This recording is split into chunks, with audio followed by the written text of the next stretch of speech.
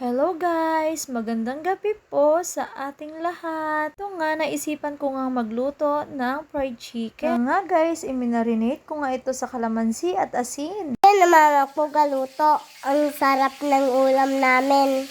Ano ulam natin? Manok, Pinapakita mo. chicken.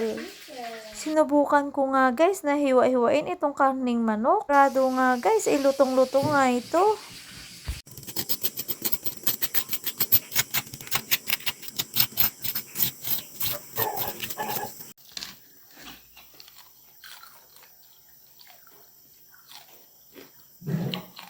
Tara nga guys, kain po tayo. Ayan, samahan nyo nga akong kumain ng nakakamay.